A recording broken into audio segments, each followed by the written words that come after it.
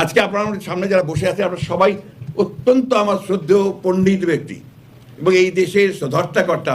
আপনার সমস্ত নীতি নির্ধারণ আপনারা করেন, আপনারা সেই নীতি নির্ধারণে সব সহযোগিতা করেন। আমার সামনে অনেক সফল ব্যবসায়ীরা আছেন যারা এই দেশে ব্যবসা করে দেশকে মাফ করবেন অনেক ওপরে টেনে তুলে নিয়ে যাচ্ছেন।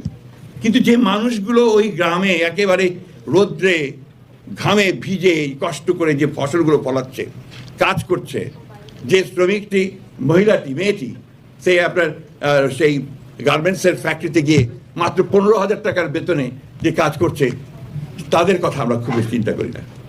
আমার কাছে মনে হয় এদের কথা যেদিন আমরা সত্যিকার অর্থেই ভালো করে চিন্তা করব এবং সফলভাবে চিন্তা করব, তাদের উন্নয়নের জন্য চিন্তা করব, তাদের কি করে একটা ঘর, একটা বাচ্চার অসুখ হলে তার চিকিৎসার ব্যবস্থা, তার লেখাপড়ার জন্য একটা স্কুলের ব্যবস্থা করতে পারবো, সেদিনই বোধহয় আমরা একটা সত্যিকার অর্থেই একটা সমৃদ্ধ বাংলাদেশ দেখতে পাবো। এটা হচ্ছে আমার আকাঙ্ক্ষা।